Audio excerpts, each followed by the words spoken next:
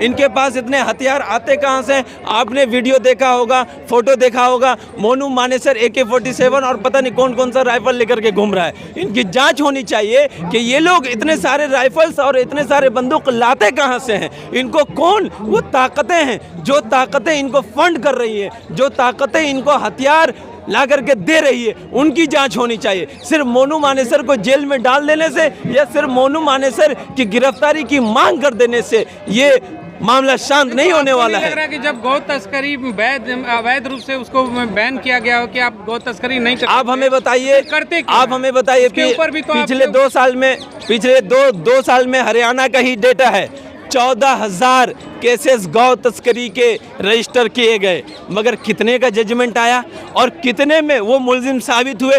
सिर्फ 4 केस में। क्यों हुए 4 केस में? आप मुझे बताइए। अभी भाई पूछ रहे थे, भाई अखलाक को मारा गया, उनके फ्रिज में जो मांस रखा हुआ था उसकी 3 बार जांच हुई, 3 बार, और 3 बार जांच होने के बाद कोर्ट ये बोलती है कि बीफ नहीं, ये मटन था। क्या आप मटन के नाम पे किसी को मार देंगे? आप गौ तस्करी का एक सहारा लेकर के, वो पार्टी जिस पार्टी का एक प्रदेश का अध्यक्ष ये बोलता है कि मैं तो गौ मांस खाता हूँ और मेरी पार्टी भी मुझे इससे नहीं रोकती है। एक देश में जब एक प्रदेश में जब चुनाव होता है, इसी पार्टी के कुछ लोग वहां जाकर के ये बोलते हैं कि अगर केरल में हमारी सरकार बनती है तो हम यहाँ बीफ को सस्ता कर देंगे। उन्हीं के पार्टी के एक अभी नए ये बने सीएम बने हैं हेमंत बिस्वा शर्मा जी, वो खुद बोले कि मैं बीफ खाता हूं और मुझे बीफ खाने से कोई नहीं रोकता है। आप मुझे बताइए कि ये दोगलापंथी नहीं है तो क्या है? ये दोगलापन नहीं है तो क्या है कि एक जिस पार्टी का मुख्यमंत्री और जिस पार्टी के अध्यक्ष, प्रदेश अध्यक्ष ये बोलते हो कि मैं बीफ खाता हूं और मुझे पार्टी मना नहीं करती है। केरल जैसे स्टेट में जाकर के ये बोलते हैं। आप पिछले 4-5 सालों के अंदर में तकरीबन 50 से ज़्यादा बेगुनाह मुसलमानों का, और हैरत की बात यह है, मैं आपको बताऊं, इसी गलत गौ तस्करी के आरोप में कुछ हिंदू भाइयों को भी मारा गया है। अरे भाई, जब आग लगती है तो वहाँ धर्म जाति नहीं देखी जाती है। जब आग लगती है तो उसमें कौन पिड़ा जाएगा, कौन मरेगा, पता नहीं है। मैं आपको एक बात बता दूं, आज जो इस देश के मिडिल क्लास लोग जो सो रहे हैं और जो एक दिन बुलडोजर पे हंस रहे थे, उनको कानपुर देहात की भी चीज़ें याद रखनी चाहिए कि कानपुर देहात के अंदर में दो महिलाओं को किस तरीके से उनके ऊपर में बुलडोजर चला दिया गया और उनको मार दिया गया। इनका भी ख्याल रखना चाहिए। इस देश को हमें आग लगने से बचना है। इस देश के अंदर में अगर मैं गलती कर रहा हूँ, अगर हम लोग गुनहगार हैं तो उनको सज़ा दी जाए, उसके लिए कोर्ट है। और कोर्ट में जब तक चीज़ें नहीं होंगी, कोर्ट जब तक ट्रायल नहीं करेगा, उससे पहले अगर आप मार देते हैं तो ये गलत है और इसके खिलाफ आज हम लोग जंतर मंतर पे धरना दे रहे हैं। सवाल आप लोग पे ही उठता है कि आग लगाने वाले ही आग से बचने की बात करते हैं। ये आरोप लगता है आप लोगों के ऊपर कि आग तो आप खुद ही लगाते हो और आग से बचने की बात करते हो। अरे हम क्या करें?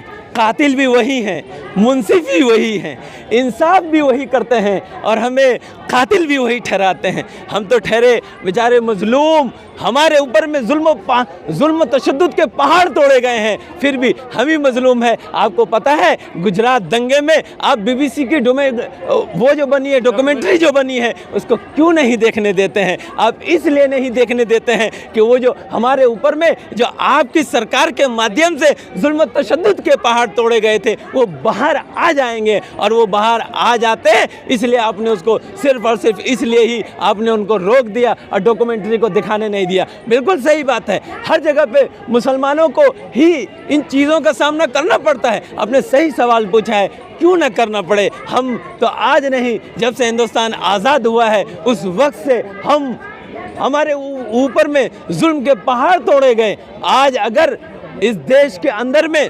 लोकतंत्र जिंदा होता, इस देश के अंदर में मुकम्मल तरीके से संविधान के तरीके से इस देश को चलाया जाता और इस देश के अंदर में भाई भाई को समझते हैं, तो मुझे नहीं लगता है कि इस तरीके से तशद्दुदों का शिकार लोगों को होना पड़ता। आज सिर्फ मुसलमान पीड़ित नहीं है, दलितों के साथ में देखिए किस तरीके से उनको खाट के अंदर में बांध के मार दिया जाता है, मगर कोई कानून नहीं। और उसी के ऊपर में एक कानपुर देहात में जब एक लड़की गाना गाती है नेहा सिंह राठौर, तो उनको नोटिस भेज दिया जाता है। मगर बुलडोजर जब चलाया गया तो बुलडोजर के ड्राइवर के ऊपर में केस करके उनको जेल में डाल दिया जाता है। मगर डीएम एसडीओ जो वगैरह थे उनको आज तक उनके ऊपर में कोई कार्रवाई नहीं की गई। तो हम क्या बताएं सर, आखिर क्या वजह है कि गरीब मुसलमान जो पासबांदा उसकी लिंचिंग क्यों होती है, वो क्यों मारा जाता है? वो भाई उनको मारना आसान है, उनके ऊपर में तशद्दुद आप कर सकते हैं।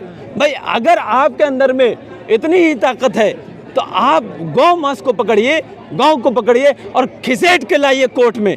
हर मुसलमान इस देश का आपका साथ देगा और कहेगा कि नहीं इसने गलत किया था। मगर ना आप कोर्ट में लाते हैं, ना आप थाने में लेके जाते हैं, उनको पीट पीट के मार देते हैं। अब बाद में बोलते हैं कि गौ तस्कर था और यहाँ गौ तस्करी करना मना है। आप हमें बताइए किस तरीके से इस देश के अंदर में पिछले कुछ दिनों में मुसलमानों को सिर्फ आशंका के बिना पे, सिर्फ इस बिना पे कि ये हो सकता है, किस तरीके से उनको जो है मारा गया है और कानून का लंगा नाच किया गया है। ये कुछ पार्टी, मैं तो मांग करता हूँ माननीय सुप्रीम कोर्ट से और माननीय राष्ट्रपति महोदया से कि ये जो पार्टियां हैं जो आकर के इसी जंतर मंतर पे एक समुदाय विशेष को मारने की धमकियां देते हैं और ये कहते हैं कि मेरी 80 साल की उम्र है, मैंने 84 मर्डर कर रखे हैं, उनके ऊपर में कब एफआईआर होगा, उनके ऊपर में कब केस होगा। एक अच्छा यहाँ हरियाणा के माननीय विधायक जी हैं, परसों जब राजस्थान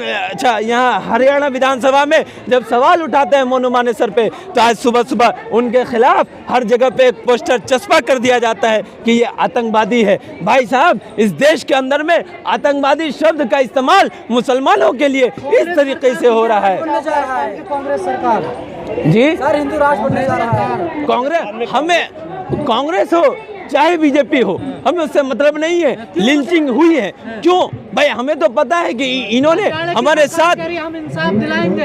हरियाणा की सरकार ये कहती है कि हम इंसाफ दिलाएंगे, मगर हरियाणा की ही सरकार राजस्थान की सरकार पे एफआईआर दर्ज कर देती है। हरियाणा के अंदर में ही खुलेआम ये कहा जाता है कि राजस्थान पुलिस आएगी तो अपने टांगों पे, मगर यहाँ से अपने टांगों पे जा नहीं पाएगी। हरियाणा में ही और हरियाणा के पुलिस के सामने में ही खुलेआम ये कहा जाता है कि अगर आपने इन धरनाओं को ख़त्म नहीं किया तो आपको और कुछ लोगों को यहाँ जिंदा जला के मार दिया जाएगा। वहाँ लोगों को प्रोटेस्ट करने से रोक दिया जा रहा है। ये सारी चीज़ें इसी देश के अंदर में और इसी राजधानी के पास में ही हो रही है। धन्यवाद।